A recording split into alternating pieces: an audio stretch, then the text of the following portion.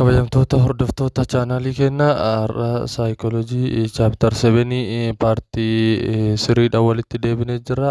Paartii 3 keenya akkuma yeroo darbe paartii 2 irratti types of psychological disorderii keessaa tokko ilaallee waliin dabarsuun keenya ni yaadatama. Har'a taayippii lammaffaa psychological disorderii anxiety disorders kan jedhuun walitti deebinee jira. Kanaafuu anxiety disorderii maal akka ta'ee fi akkasumas immoo subtypes of disorderii akkamii akka of jalaa qabu kan waliin ilaallu ta'a jechuudha. Kanaaf mee hiikkaan anxiety maal akka ta'ee fi akkasumas immoo anxiety disorderii fi examploonni isaa maal akka ta'an kan waliin ilaallu ta'a jechuudha. Kallattumaan gara definition isaatti sin dabarsa.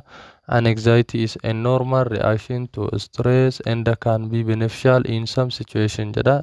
Dursa osoo jechi disorderii ittiin dabalamin anxiety kan jennuun kun aarii takkaa'umuutu dallansuu kan jennuun kun jechuudha. Normal reaction nuti maaliif goonudha? Dhiphinna tokkoof goonudha. Stressiin dhiphinna waan ta'eef normal reaction nuti stressii nu mudate tokkoof dhiphinna nu mudate tokkoof qabnu maal jedhama?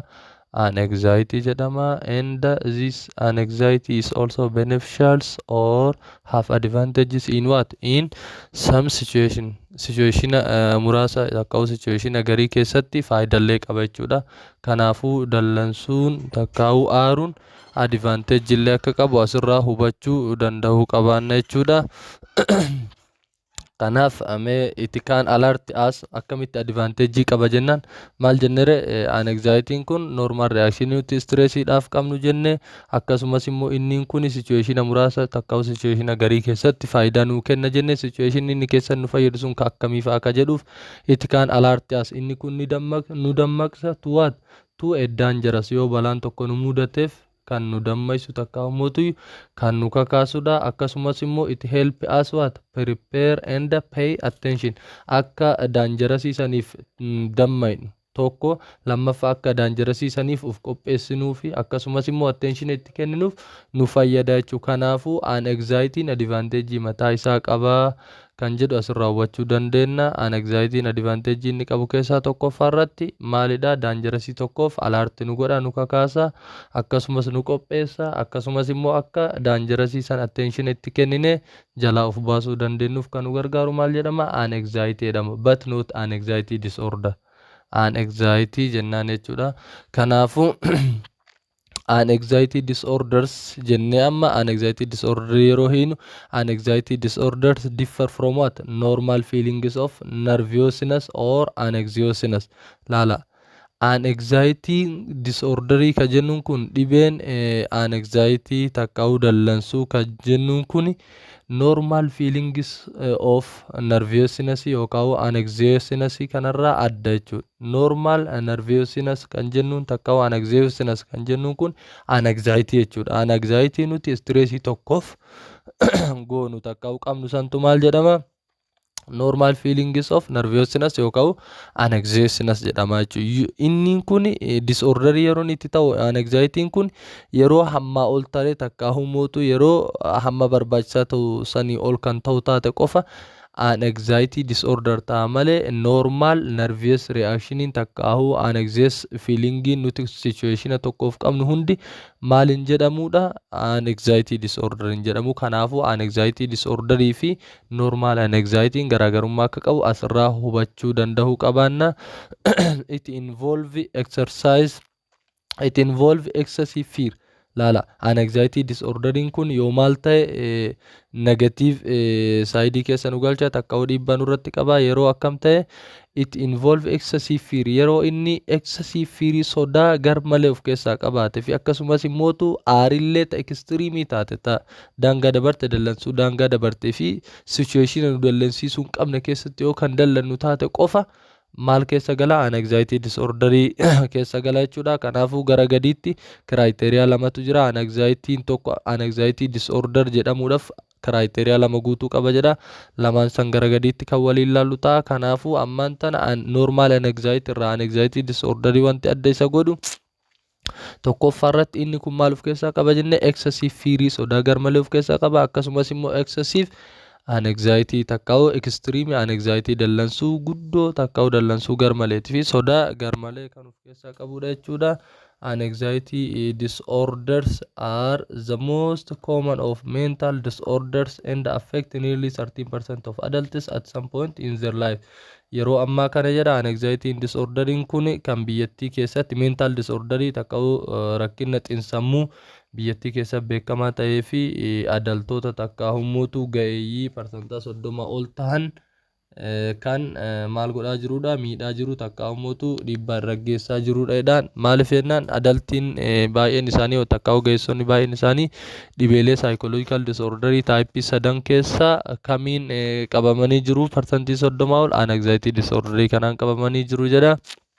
However, anxiety disorders are ta'ullee jedha anxiety disorderiin kun excessive fears qabaatu excessive anxieties qabaatu akkasumas immoo adaltii biyyattii keessa jiran parsantii 30 olis affect godhu treatmentii fi akkasumas immoo treatmentii fi akkasumas immoo draagii mataa isaa danda'e qaba jedha kanaafuu yaalamuu ni danda'a wanti yaalamne hin jiru it can be treatable and what number of effective treatments are available jedha qorichoonni isa san fayyisuu danda'anii fi akkasumas yaaluu danda'an hedduutu jira kanaafuu anxiety disorderiin qoricha takka dawaa hin qabu jennee nama anxiety disorder irratti argine gara treatmentii dhiyeessuurraa duubatti deebi'uu hin qabnu jechuudha.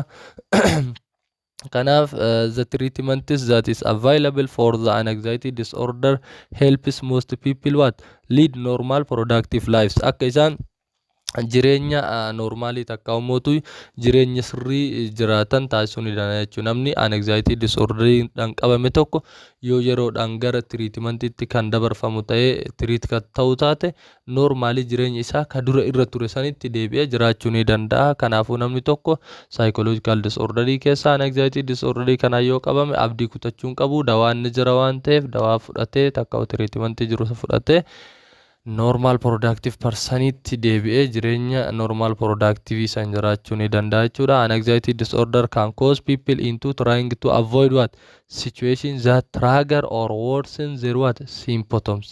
Anxiety disorderiin kun kan ilma namaa maal godhuudha jedha akka ilmaan namaa situation tokko maal ta'an irraa baqatan takka humootu irraa dheessan maaliif jennaan situation sun isaan irratti yoo mallattoo takka symptomii badaa takka symptomii naasisoo irratti kan fidu taate symptomii sanirraa takka mallattoo akkanaa kanarraa namni sun akka of hambisu takka humootu akka of dhoorguuf yaalu kan godhumaa inni anxiety disorderiidha. Kanaafuu namni anxiety disorderii qabu tokko situation sign and symptomii triggerii fi worsen ta'e jechuun nama yaachisaa ta'ee fi naasisaa ta'e itti fiduu danda'u tokkorraa of dhoorguudhaaf yoo kan yaalu ta'e namni sun maal qaba anxiety disorder qaba jechuudha.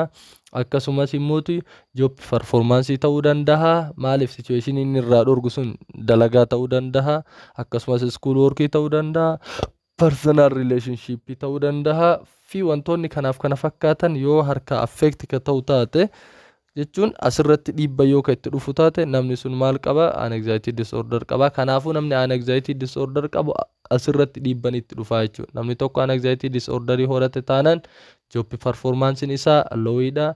School irratti working inni gaggeessullee mootuyyuu maalidha lowiidha. Personal relationship inni nama hojii qabullee very weak taha jechuudha. Kanaafuyyuu namni tokko dhibee kanaan qabamnaan situation amma isinii hime kanarratti illee dhiibbatu itti dhufa jechuudha.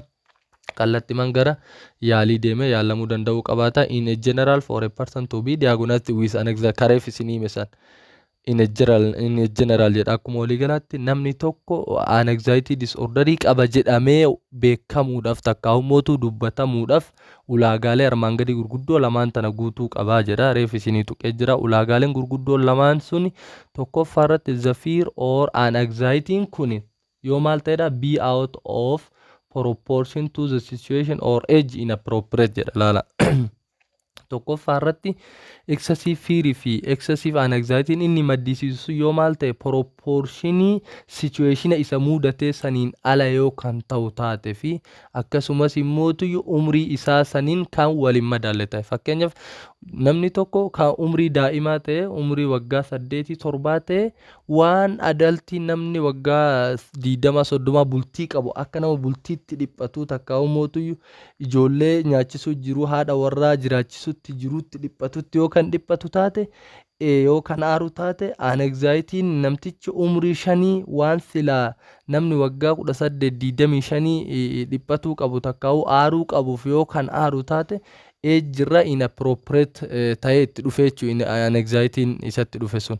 Akkasumas immoo yoo situation isa mudate saniin kan walgituu baatu taate fakkeenyaaf wanti isa mudate waan laaftuu namni sila daqiiqa 5-4 irra ittiin aarre takkaa'u ittiin yaanne ta'e inni garuu torbee lamaaf ji'a sadiif akkasumas waggaadhaaf yoo waan san wajjin kan stressiin isa mudatu ta'e takkaa'u dhiphatu taate dhiphachuu sanirraa immoo anxiety yoo kan maddisiisu ta'e namtichi kun maa inni ree fiirii fi anxiety inni maddisiisuun proportionii situation isa mudate saniitiin kan waliin galle takkaa'u kan waliin ginneedha jechuudha. Situation isa mudate sun xiqqaadha garuu anxiety inni waan saniif situation saniif kenne takkaa'u reaction inni situation saniif kenne immoo baay'ee guddaa yoo kan ta'u taate yeroo kana namtichi ulaagaa tokkoffaa maalii guute the person who have anxiety disorder guutee jira jechuudha. Lammaffaan fiirii fi anxiety inni maddisiisu yoo maal kan ta'u taate hinder your abilities to function normally. Yoo job performance isaarratti fiirii fi anxiety inni maddisiise kun dhiibbaa kan itti fidu taate school work isaarratti dhiibbaa kan itti fidu yoo taate personal relationship isaarratti dhiibbaa kan itti fidu yoo taate in generally daily activity isaa keessatti fiirii fi anxiety inni maddisiise kun yoo dhiibbaa kan irratti fidu taate kallattumaan ulaagaa kana lamaan wal bira guuttannaan namni tokko maal jedhama normally the person who are affected by what anxiety disorder jenneeni gara yaalii dhiyeessuu ni dandeenya jechuudha. Garuu ulaagaa lamaan kana keessaa tokkichi cabe taanaan namni sun kaadhimamaadha malee kallattumaan 100% maal ta'e jechuun hin dandeenyu anxiety disorderidhaan qabame jechuun hin dandeenyu. Kanaafuu qormaata irratti isin gaafatu mala poointii kana lamaan akka hin daganne namni tokko anxiety disorder qabaachuudhaaf ulaagaa gurguddoo amma isin hime kana lamaan guuttachuu danda'u qabaata jechuudha. Anxiety disorder categorize a large number of disorder where the primary feature is what abnormal or inappropriate anxiety. Kanaafuu anxiety disorderiin kun karaa hedduun qoodama. Karaa hedduu san keessa karaan tokko jabaan nuti bakka hedduutti isa kana qoqqooduu ni dandeenyu yoo nama sanirratti primary featurein takka primary symptomiin mallattoon jalqabaa maal ka ta'u taate abnormal or inappropriate anxiety yoo kan irratti arginu taate aarii hin malle takkaa'u dallansuu hin mallee fi sirrii hin taane nama tokko irratti mallattoon jalqaba nuti irratti arginu yoo kan dallansuu hin mallee fi hin barbaachifne irratti arginu namni sun kallattii maal qaba anxiety disorder qaba. Garuu moo primary feature yookaan symptomiin nuti nama san irratti arginu yoo maal ta'e inappropriate moodii takkaa'u mootu abnormal moodii yoo kan ta'u taate maal ta'a mood disorderidha malee maal hin ta'u anxiety disorder in ta'u qormaata irratti haala kanaan isin gaafatuu danda'a. Anxiety disorder categorize a large number of disorder where the primary feature is abnormal or inappropriate mood. So isin jedhe false ta'a mood disorderidha. Kanaafuu primary feature nama tokko yoo rakkinna maalii kan ta'u taate anxiety kan ta'u taate namti sun kallattii maal qaba anxiety disorder qaba. Kanaafuu namoota mallattoolee akkasii yeroo jalqaba irratti arginu san hedduutti qooduu dandeenya. Kana jechuun type of anxiety disorder jalatti ramaduu dandeenya jechuudha. Type of anxiety disorderiin kun kanneen armaan gadiiti kan waliin ilaallu ta'a jechuudha. Mee tokkoffaa irratti maaltu jira? Panic disorder jira. Lammaffaa irratti mootu agoraphobia kan jennuun tura. Inni sadaffaan specific phobia jennaani. Inni afuraffaan social phobia ta'uu danda'a. Obsessive compulsive disorder ta'uu danda'a. Post traumatic stress disorder ta'uu danda'a. Generalized anxiety disorder ta'uu danda'a. Mee tokko tokko waliin ilaallu kan armaan gadii kana. Inni tokkoffaan arra jiru maal jedha? Panic disorder. Panic disorder jechuun disorderii nahuu jechuu waan tokko ni naata. Rifatu jechuu akkanumatti namoonni tokko ni jira.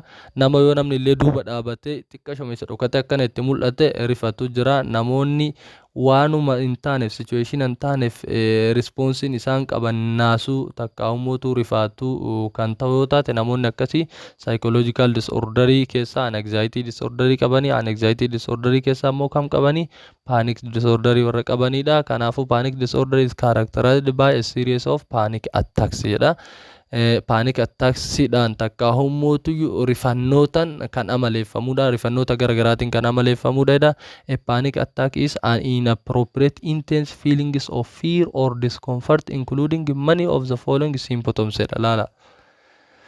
Panic disordering kun kan inni ibsamuu ni danda'u jedha yeroo namni tokko inappropriate intense jechuun fiilingii hin barbaachifnee fi hammaa ol ta'e kan sodaas haa ta'u kan wanti tokko itti toluu dhabu yoo kan maddisiisu ta'e namtichi sun kallattumaan maal jalatti ramadama panic disorder persanii jedhamee yaamama jechuudha.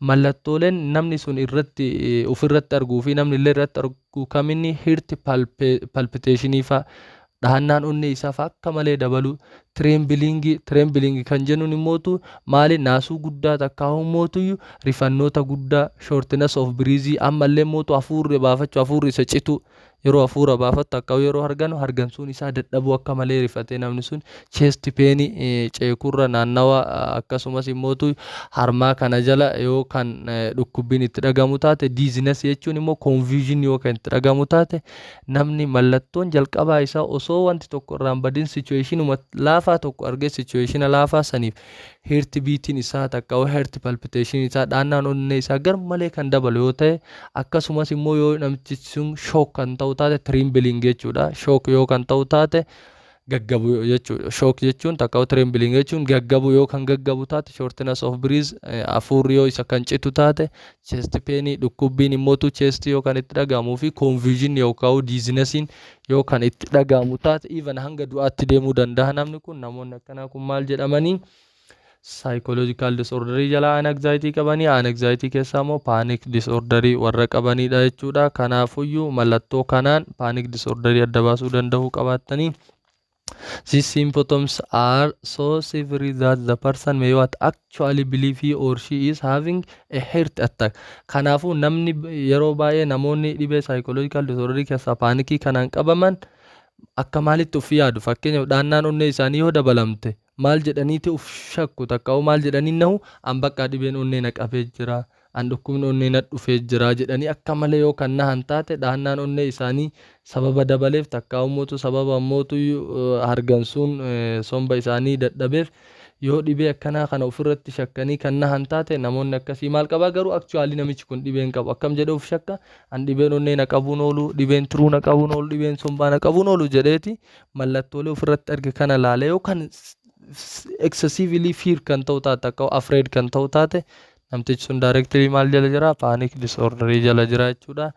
In fact many if not most of the diagnosis of panic disorder are made by what by a physician in hospital emergency room. Fakkeenya namoota tokko jira emergency room irratti bakka doktor jirutti baatanii fa algaadhaan fidan namni sun yoo madaalamu wanti hundi nagaa qaama keessaa dhibee tokkollee hin qabu namtichi kun. Kanaafuu namtichi physical disease tokkollee hin qabu maal qaba jennaan namtichi sun psychological disorder qaba. Psychological disorder jala immoo paanikii qaba jechuudha. Namoota tokko jira kamaatiin isaa baatee fidu namni gaggabee harkatti takkaa'uu feentii naqqalee baatanii yeroo fidanii hospitaala waan isaa hunda kan laalan ta'e kalee isaa tiruu isaa maalu isaa onnee isaa kan laalan ta'e onnee isaa wanti hundi qaamni kun hundi fayyaadha physical examination yeroo godhaniif. Kanaafuu namtichi kun maal hin qabu physical disorder hin qabu jechuudha. Rakkinna qaamaa takkaa'uu dhibee qaamaan qabu dhibee maaliif qabade psychological disorder qaba. Kanaafuu namni sun kallattumaan doktora bira osoo hin taane psychiatristitti darbee yaaltota warra sammuutti darbee warra sammuu biratti yaalamuu danda'uu qabaata jechuudha. Inni lammaffaan immootu agoraaphobia kan jennudha. Agoraphobiyaan gizee baay'ee magaalaa jechuudha takkaa'u market place jechuudha. Laterally means fear of what market place dha. Maal jedhamee yaamama jedha yeroo tokko takka market place fiirii sodaan nuti magaalaadhaaf takkaa'u bakka gabayaan itti wal geetteef qabnu tu maal jedhama agoraaphobia jedhama. Kanaafuu namni tokko yoo kan gabahaa sodaatu ta'e ani yoo gabahaa dhaqee lafa dhahaa na dhukkubaa maal jedhee dhugumaan faa yoo achi dhaqee lafa kan dha'u yoo taate takkaa'u mataan kan dhukkubu yoo taate yookaan kan rifatu yoo taate yookaan natti zoora mataan dhukkubu maal jedhee namoonni akkasitti haasa'an sun maal qabanii agoraphobia psychological disorder qabanii. Kanaafuu it refers a series of symptoms where the person fears and often avoids this situation. Inni kun kan uumamuu danda'u jedhe yoo namtichi sun fakkeenyaaf ani yoo gabaa dhaqe akkana ta'a lafa dhahaa mataan na dhukkubaa takkaahuu mootuyyuu deemuu hin danda'u dhaabbachuu hin danda'u jedhee magaalaa san kan dhiyeessu yoo ta'e takkaahuu irraa kan baqatu yoo ta'e kallattumaan namni sun maal qaba jechuu ni dandeenya agorafoobiyaa qaba jechuu ni dandeenya magaalaa san keessa immoo waa hedduu jira wantoonni magaalaa wal fakkaatan naannoon sun maal ta'uu danda'a fakkeenyaaf shoppingi seentarii ta'uu danda'a seentara waa irraa bitamu takkaahuu suuqa guddaa ta'uu danda'a groosarii istoorsii ta'uu danda'a bakkee groosarii takkaahuu mana nyaataa fi dhugiitii adda addaa kaafteeriyaa beekamaa ta'uu danda'a azar paabliik pilees illee haa ta'u namoonni iddoo namoonni itti tuuttaan takkaahuu itti baay'atan sodaachuudhaaf jecha yoo achi dhaqe waan akkanaa ta'a kanaafuu sodaan suni bakka san irraa yoo ka isa hambisu taate namtichi sun daayirektilii maal qabachuu ni dandeenya agorafoobiyaa saayikooloojikaal disorderii kan qabudha jechuudha sadaqaafaa bakka sadaqaafaa ta'uu danda'a bakka mootuyyuu du'aafaa ta'uu danda'a magaalaa ta'uu danda'a suuqa waa irraa bitamu ta'uu danda'a giroosarii ta'uu danda'a bakka sargii ta'uu danda'a fi wantootaaf bakka afooshaafaa ta'uu danda'a bakka iddoo namoonni itti baay'atan takka'uu gurmuun namoota hedduu jiran san yoo achi kan dhaquu dheessu taate namni kun yoo achi dhaqe allafa dhahaa mataan na dhukkubaa takkaahuu mootuu ni gaggabaa jedhee sababa sodaa saniitiif yoo kan hafu taate namtichi sodaa kanaaf bakka sanirraa hafe situeeshina sanirraa hafe saayikooloojikaal disoorderii keessa agorofoobiyaa kan qabudha jechuudha. Kanaafuu wanti asirraa beekuu qabnu agorofoobiyaa is what often part of panic disorder inni kunillee ni nahee miiree namni kun naasuuf keessaa qaba waan ta'eef disorder if the panic attacks what are severe enough to result in avoidance of these types of place namticha kana yoo akka malee rifaatuun fiiriin inni qabu takkaa'u paanikiin inni qabu sun isa kan attack godhu taate maal gochuudhaan iddoo sanirraa akka inni hafu takkaa'u mootu iddoo san akka inni hin deemne yoo kan isa godhu taate maal jechuun ni dandeenya agorofoobiyaan kun branch of panic disorderiiti jennee maal fudhachuu ni dandeenya jechuudha maaliif jennaan namni kun ni nahe ka'annaa sun na dhufaa ni rifadhaachi yoo dhaqe jedhee sababa sodaateef achirraa kanaafuu taate agorofoobiyaan kun akka foormii maalitti fudhachuu dandeenya panic disorder fudhachuu dandeenya inni sadaffaan specific or simple phobia or social phobia kan jenneen inni agorofoobiyaa jala jira agorofoobiyaa jala garuu specify godha yoo bakka aruuzaa taate bakka aruuzaa qofa sodaata bakka biraan sodaata namoota tokko jira bakka namni itti tuutte hunda osoo hin taane namni gariin bakka aruuzaa qofa sodaata namni gariin magaalaa qofa sodaata namni gariin immootu iddoo du'aa qofa sodaata namoota tokko jira ka aruuzallee numa dhaqu kan mootuyyuu iddoo maali dukkaana takkaa'u giroosarallee numa dhaqu ka magaalaas numa dhaqu ka garuu bakka du'aa san qofa sodaa bakka du'aa fiirii bakka du'aa san qofa qabe bakka du'aan dhaqu ayyoo bakka du'aa dhaqe akkana ta'a jedhee bakka du'aa san qofa irraa of qabu ka garuu bakka biraa bakka namoonni san caala itti tuuttaan hunda dhaqu jira namni akkasii maal qaba specific phobia qaba specific phobiyaan suni specific area taateef takka specific place taateef qaba jechuudha kanaaf mee takka hojjaalalu represent an intense fear or often avoidance of specific situation wanti agorofoobiyaa irraa adda isa godhu isa kana specific situationii qofaaf qaba agorofoobiyaan bakkuma namni itti tuutte hunda magaalallee ta'uu danda'a yeroo baay'ee magaalaa fudhatama malee magaalaas ta'uu danda'a giroosariis ta'uu danda'a bakka cidhaas ta'uu danda'a akkasumas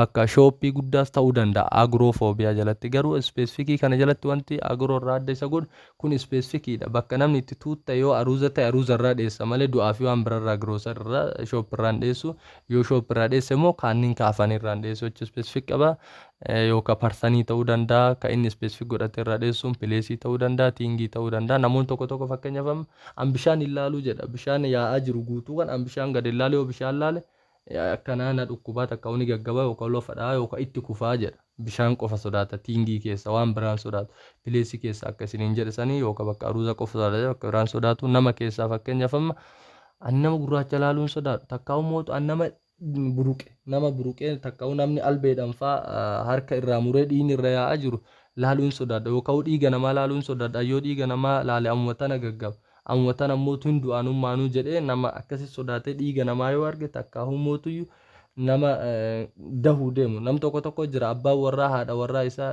isii yeroo isiin dhalutti jirtu akka yeroo isiin deessu ani isii laaluun barbaadu takka mootu sagalee isii dhaga'uun barbaadu jedhee yeroo isiin deettu haga deettutti guyyaa 2-3 kamanaa baqatu jira namoonni akkasii sun maal qabanii specific yookaan mootu simple phobia yookaan social phobia kan jedhamu kana qabanidha jechuudha namoota akkana hedduu jira kanaafuyyuu disorderiin kun nu hundi keenya disorderoota kana keessa tokko lamaa fi sana ol qabaachuu dandeenya jechuudha. Kanaafuyyuu yoo waan kana ofirratti kan beeknu taate yeroodhaan gara tiriitimantii of dhiyeessinee yaalii argannee normal productive person irratti deebi'uu danda'uu qabaanna jechuudha. To be diagnosed with a phobia, the person must have what? Have suffered significant negative consequences because of this fear and it must be disruptive to their everyday life. Namtichi kun jedha fakkeenyaaf yoo dhugumaan namtichi kun specific phobia qabaachuudhaaf bakka san yoo kan dhaqu taate consequences isarra dhufu negative consequences ta'uu danda'uu qabaata. Kana jechuun fakkeenyaaf bakka aruuza dhaquun sodaadhee dhaqeetiniin consequences irratti dhufu sun yoo dhukkubbii fa'aa kan ta'u taate takka humootu yoo gaggabdoo fa'aa kan ta'u taate namticharra consequences dhufe maayini negative consequences waan ta'eef kanaafuu namni sun automatically maal qaba jennee diagnosis gochuu dandeenya specific phobia takka humootu simple phobia yookaan social phobia to something takka to some place to some person to something qaba jennee bira taruu dandeenya. Inni daara jirmoo obsessive compulsive disorder dha. Inni kuni salphaadha. Shakkii bakka walumaa galatti maal jettanii psychological disorder warroota shakkii nama tokko jira waanuma dalage kana gizee 100 irra deebi'u akka nama dalagini itti fakkaate.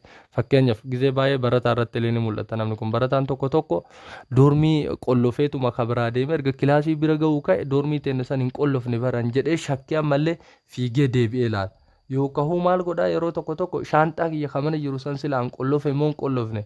Fakkeenyaaf yoo caatii fa'aa bitatee keessa kan kaatu taate yeroo takka anshaata keessan qollofe moo hin qollofne jedhee kama qollofee deeme karaa fiigee deebi'an malee cheekoo kan godhu taate ammas immoo turee erga kilaasii keessa taa'ellee waan wayiitiin yoo kan confuse ta'u taate anshaata keessa waan qollofe natti hin fakkaatudha. Irra deddeebiidhaan waan tokko kama raawwatee jiru san yoo cheekka godhu taate namticha akkasuma maal jedhama obsessive compulsive disorder qaba jennee waamuu dandeenya. Kanaafuu this one is characterized by obsession means thoughts which what seem uncontrollable kan control gochuu hin dandeenyedha. Gochi kun jechuun gocha fedhii maleeti.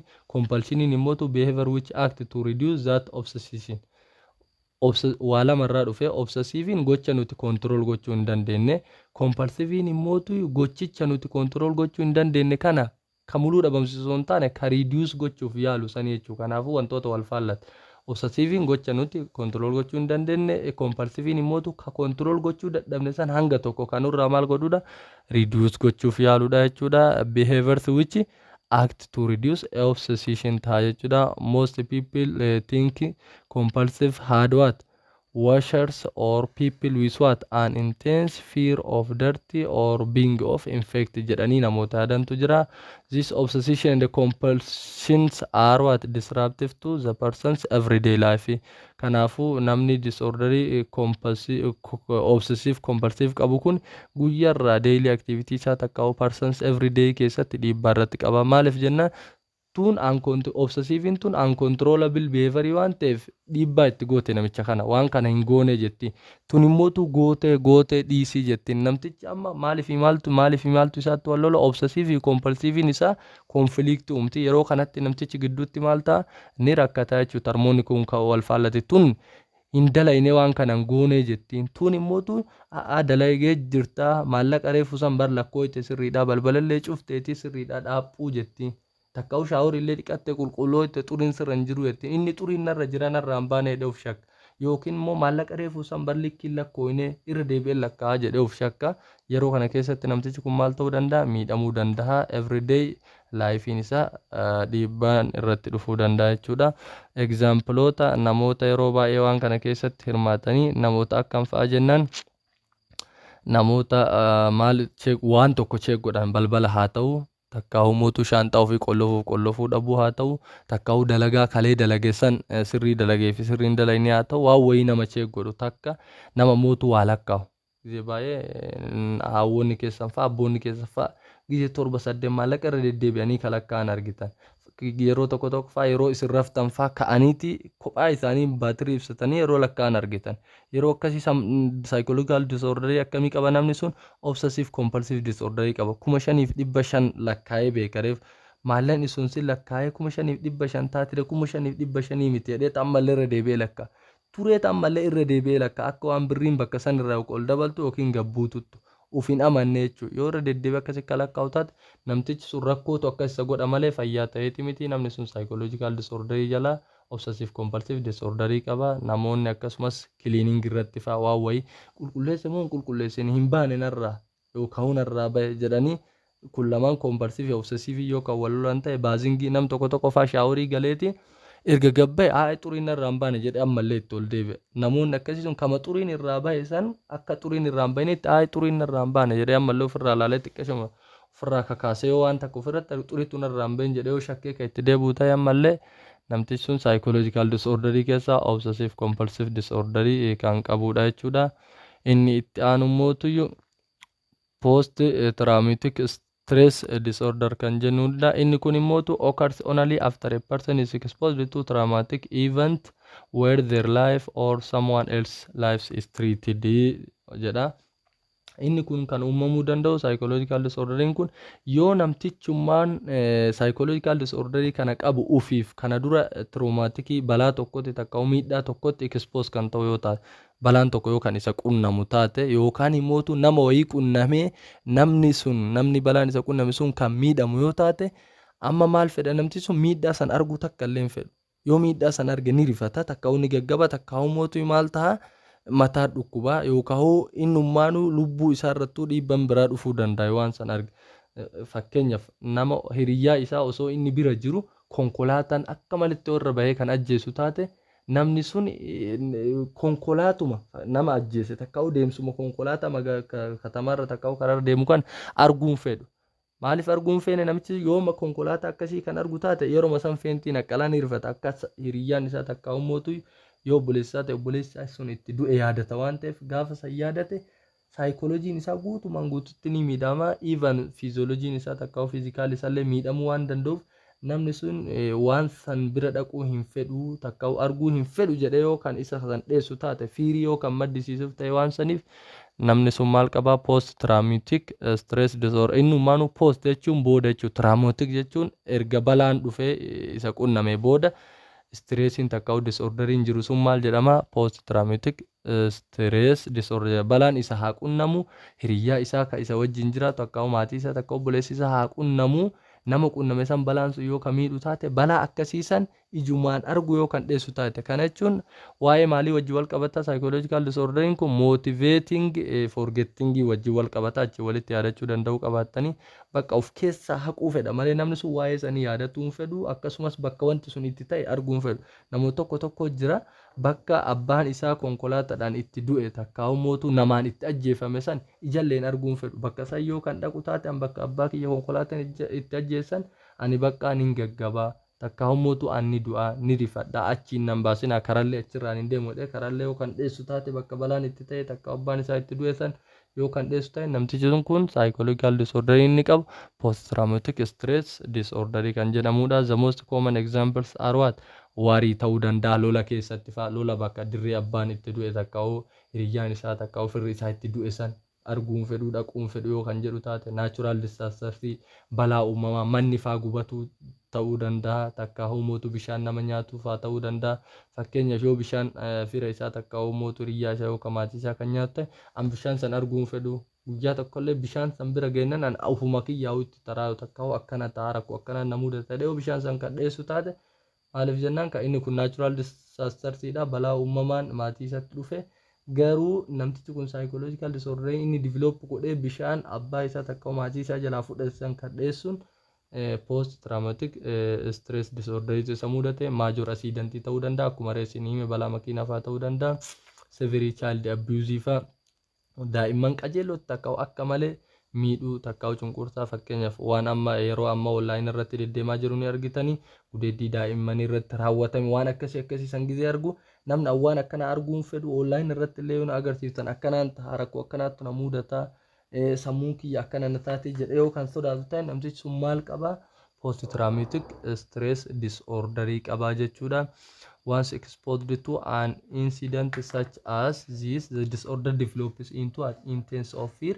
Laala maal jedhama namtichi kun ani yoonif ammallee itti deebi'u taate bakka asiidantiin itti ta'e san takka ummootu bakka naachuraal disaastertiin takka waraana waarii san keessatti waan mudate takka child abuse yoo kan ijaan argu taate anummaan kunuu maal develop godha jedhee kan of yaadu ta'e namichi intense of fear of related situation waan sa wajjin ka wal qabatu fiirii guddaa takka ummatu sodaa gar malee develop godhaa sodaa akkasii qabaa jedhee avoidance of that situation isaan irraa kan of dhorku ta'e situation isaan dhaquus hin qabu arguus hin qabu dhaga'uus hin qabu yoo kan jedhu taate fi reoccurring nightmares ammallee irra deebi'ee wanti sun narratti raawwatamaa makiinaa san argee makiinaan sun ammallee anallee akkasitti najjeessa ani karaa makiinaa deemuu barbaadu asfaaltii irra deemuu barbaadu yoo asfaaltii dhiyeessu taate flashbacks jechuun immootu maal jechuudha rakkoon isarra raawwatamte sun akkuma isarra raawwatamtetti guutuun irratti raawwatamti akkasumas immootuyyuu waan guyyaa san arge san uf keessa fiduudhaan jechuudha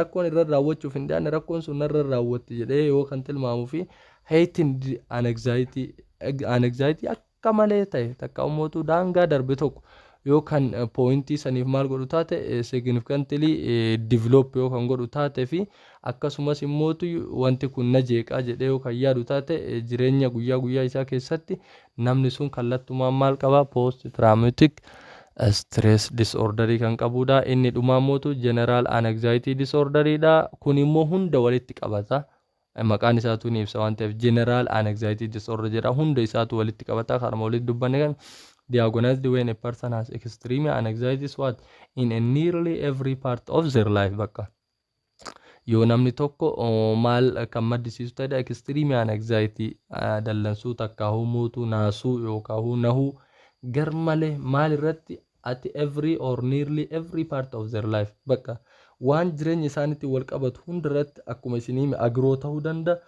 yookaan specific phobia ta'uu danda'a takka specific personiif specific thingidhaaf specific situationaaf ta'uu danda'a yookaan humootu trauma wayitiif balaa wayitiif traumatikii ta'e wayitiif ta'uu danda'a waan jireenya isaa keessatti isa mudatu kamiifuyyuu yookaan anxiety garmalee guddaa ta'e takka dallansuuf naasuu garmalee guddaa ta'e kan oomishuu yoo ta'e takka humootu kan maddisiisuuf kan qabaatuuf yoo ta'e namtichi sun maal qaba jennaan general anxiety disorder jennaan it is not associated with what just open places jechuun bakka murtaa'aa ta'e takka bakka banaa ta'e takkitti qofaan kan ibsinu miti maaliif general jennee waan ta'eef specific kana jechuun it does not associated with just open place jechuun just specific place wajjin maal hin ta'uudha related hin ta'uudha jechuudha maal wajjin wanti taare maaliif jennaan situation specific ta'e wajjin hin deemu situation hunda walitti qabata or traumatic event ka traumatic wajjin wal qabatu maal post traumatic what stress disorder jennee akka jara kanniini kana post traumatic stress disorder kana trauma qofarratti ka xiyyeeffatullee miti akkasumas immootu akka specific situationii phobia san immootu specific phobia persanii tokko qofarratti akka place tokko qofarratti akka outingi tokko qofarrattis xiyyeeffatu miti kun akkuma waliigala irratti waan jireenya kee keessatti si qunnamu yookaan si mudatu saniif extreme anxiety takka excess anxiety yookaan qabaattuuf taate namtichi kuni psychological disorder jala maal qaba general psychological disorder kan qabudha jechuudha kanaafuu wanti isin adda baasuu ni qabdan general anxiety disorder waan jireenya keessatti nu mudatu hundaafuu anxiety maddisiifamuudha so the anxiety must be what significant enough to what disrupt the person's everyday life kanaafuu generaliin kun kan inni uumamuu danda'u maal ta'uu qaba criteria inni guuttatuu qaba significant enough to disrupt or disturb the person's everyday life or diagnosed to be made diagnosing tokko dalagamuudhaaf nam tokko general anxiety disorder qaba jechuudhaaf qajeellotti fearing takka anxiety inni qabu sun person's everyday life isaa maal gochuu qaba jeequu qaba takka dhiibbaa guddaa irratti qabaatu qaba kanaafuu kallattii hundaanuu namni tokko yoo everyday life activity isaa irratti dhiibban kan dhufu taate physicalidha yoo rakkoon qabaatin rakkoo psychological qaba rakkoo psychological jala tam qaba psychological disorder general anxiety disorder qaba jechuudha kanaafuu haala kanaan adda baafachuu danda'u qabaanna yeroo itti aanummoo kutaa tokko qofannoo hafa personal disorder fi treatment technique takka mootu therapeutic technique kan waliin barutaa hanga saniif nagaan nu turaa isin jechuu barbaanna galatooma